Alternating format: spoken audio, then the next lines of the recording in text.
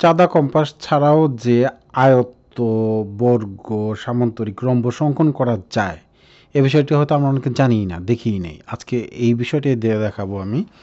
প্রথমে স্কেলটাকে খাতার ভূমির সাথে সমান্তরালভাবে ধরে স্কেল না উঠিয়ে উপরে একটা লম্বা দাগ, নিচে একটা লম্বা দাগ দিয়ে দিব আয়ত অঙ্কনের জন্য, আর ছোট্ট ছোট্ট দাগ দিয়ে দিব দুইটা এইভাবে বর্গ অঙ্কন করার জন্য। তারপরে স্কেলটাকে খাড়াভাবে ধরবো, খাড়াভাবে ধরে এইখানে একটা দাগ এবং ডান দিকে একটু সরিয়ে যাতে খাড়া থাকে এটা খেয়াল রাখতে হবে যে এইদিকে তাকালেই আমরা বুঝতে পারবো খাড়া আছে কিনা।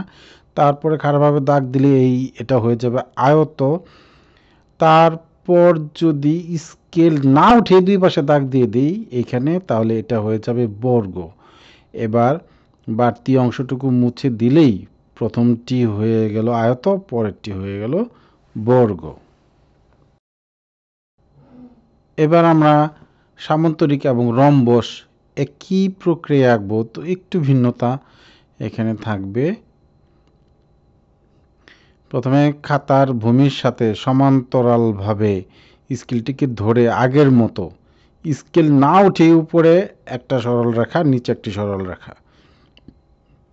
এবার নিচে সরল রেখাটা আঁকার সময় একটু খেয়াল রাখবো যে একটু বাম দিক থেকে আমরা শুরু করব। রম্বসের বেলাও তাই, নিচেরটা একটু বাম দিক থেকে শুরু করব। এবার আয়ত এবং বর্গের বেলায় যেমন স্কেল খাড়াভাবে ছিল, এবার আর খাড়াভাবে না। এবার স্কেলটাকে একটু ডান দিকে হিলিয়ে দিব, ডান দিকে একটু হিলিয়ে বা কাত করে তারপরে দাগ দেবো। স্কেলটাকে এইভাবে এইভাবে সম্পূর্ণ সরে তারপর দাগ দেবো না, তাহলে কিন্তু সমান্তরাল নাও হতে পারে। যেমন আগে এইভাবে ছিল, এই ঠিক এইভাবে একটু ডান দিকে সরিয়ে নেব এবং এদিকে তাকাবো যাতে সমান্তরাল থাকে। তারপরে এখানে দাগ দিলেই নিখুঁতভাবে সামান্তরিক হয়ে যাবে।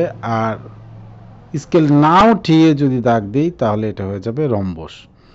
এবার যদি বাড়তি অংশটুকু মুছে দিই তাহলে প্রায় শতভাগ নির্ভুল সামান্তরিক রম্বস অঙ্কন হয়ে যাবে। ভালো লাগলে শেয়ার করার অনুরোধ রইল। ধন্যবাদ।